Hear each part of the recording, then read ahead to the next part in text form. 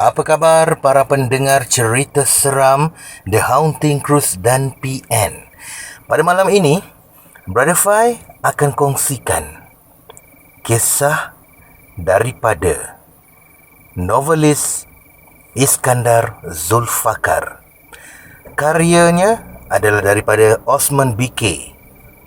Kisah yang bertajuk Gadis Berkebaya di Kala Senja.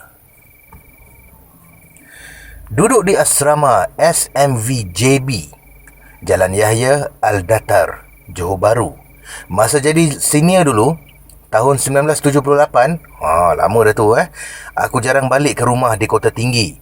Tak ada duit sebab faham sangat ayah tak berkemampuan nak bagi wang saku dan tambang bas yang walaupun ketika itu murah saja, cuma 80 sen untuk sahala. Jadi, bila dah tak balik, aku suka melepak kat bilik pengawas di sekolah yang berjarak cuma 500 ke 600 meter dari asrama. Sebagai ketua pengawas, aku memiliki kunci dan bebas memasuki kawasan sekolah, walaupun ada kala terserempak juga dengan guru besar Mr. Radhakrishnan dan Cikgu Daud. Di hujung-hujung minggu, selepas sarapan, aku terus beriadah jalan bersendirian ke jeti LLN. Sekarang ni TNB Jauh jugalah, hampir 3 km menghala ke tambak dan setulang laut. Dalam perjalanan, mesti melalui asrama puteri yang tinggal di rumah teres. Ada juga budak-budak lelaki yang dah melepak dan berendut di situ. Tahu tak perkataan berendut? Orang Johor kata, berendut ni berdating. Hei, zaman sekolah lah kan. Bila melihat aku lalu, mereka seperti sedang mengata sesuatu lah. Tapi aku berjalan terus seperti mereka tak wujud. Tatkala di sekolah, lain ceritanya. Jika menyalahi undang-undang sekolah, guru pengawas Mr. Eng dah bagi kebenaran dan lesen besar. Tangkap dan rotan. Bosan juga berada di jeti sorang-sorang. Dan entah macam mana, tiba-tiba seorang gadis Cina datang menghala ke arah aku. Pada mulanya, tak bertegur sapa. Aku di hujung sana, dia di hujung sini. Dalam hati berkata, cantik juga amoy ni. Lantas aku memberanikan diri bertanya, siapa namanya dan tujuan ke situ. Bila aku menegurnya, amoy, you buat apa kat sini? Dia tertawa dan terus mengatakan, saya ni orang Melayu lah. Terkejut lah Dan. Sebab ada can ulat naik daun. Dari situ perbualan kosong aku dan Yati, namanya, bukan nama sebenar rancak dan lanjut hingga memasuki waktu zuhur. Aku meminta kebenaran untuk balik ke asrama. Lunch. Ikut hati nak duduk situ. Selepas dari itu, kami kerap berjumpa di situ setiap hari Sabtu. Hinggalah aku habis menduduki SPVM. 3 bulan menganggur di rumah dan akhirnya aku bertemu dan dia semula di KD Sri Mardini dan dia hanya tersenyum melihatku apabila pertama kali aku melapor diri di situ. Sebagai anggota Navy simpanan. Apa dia buat di jeti LLN setiap hari Sabtu akan aku ceritakan di episod yang akan datang, okey? Okeylah. Berbalik cerita di asrama, lepas zuhur dan lunch, aku kebosanan lagi. Apabila rakan-rakan yang lain semua balik kampung, lalu aku mengambil keputusan untuk mengulang kaji di bilik pengawas. Bersendirian, mentelaah, mundar-mandir dan baring di atas meja. Semasa berbaring itulah, aku merasakan sesuatu. Rambutku seperti dibelai seseorang dan seperti dihembus angin lembut di telinga. Apa lagi, terlenalah aku melayan-belayan dan hembusan yang melalaikan tu. Tiada mimpi pun. Dan apabila terbangun dari lena, aku terlihat jam di dinding hampir ke waktu maghrib. Bingkas bangun dan bersiap untuk pulang ke asrama. Seperti biasa, aku melalui jalan ke kantin dan perlu mendaki berpuluh anak tangga menuju padang bola.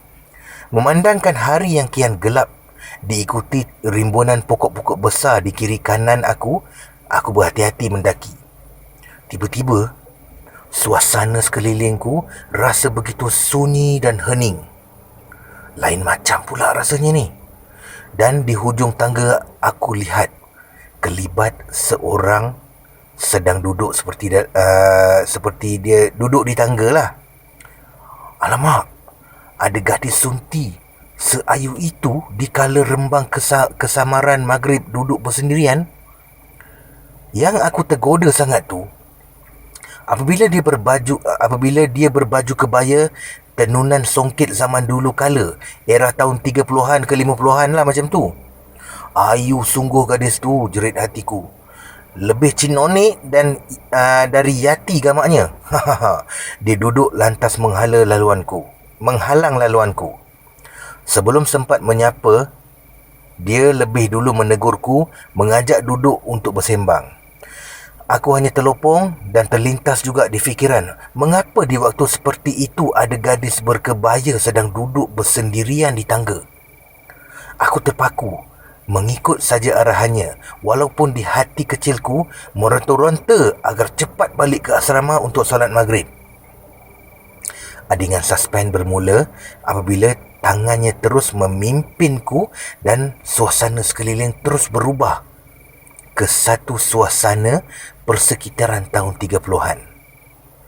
Aku dibawa ke satu bangunan yang sekarang ni dijadikan sebuah muzium Datuk On yang terletak berhampiran dengan sekolah. Tersergam indah dan cantik lanskapnya. Dibawa masuk ke dalam bangunan, tapi aku menolak perlawanan tu. Begitu juga melalui orang-orang suruhannya yang semuanya berkebaya, membawa juadah-juadah yang enak diletak di atas tikar sebuah taman. Terang benderang dan keredupan di bawah rendangan pokok-pokok renek. Heran juga aku kerana setahu aku, semasa di sekolah tadi, suasana hampir maghrib. Tapi, mengapa di sini suasananya siang? Aku mula tak sedap hati dan menjangkakan yang aku ni mungkin telah disuruh oleh sesuatu ketika senja. Jenuh aku dipujuk untuk merasa juadah-juadah yang terhidang, tapi aku tetap menolaknya dengan baik. Kami berdua berjalan-jalan di sekitar mansion tu sambil bersembang dan aku terleka dek keseronokan. Aku bertanyakan namanya dan namanya juga seindah rupa dan kebaya yang dipakai. Akhirnya, aku memohon padanya untuk beransur pulang dan permintaanku diizinkan.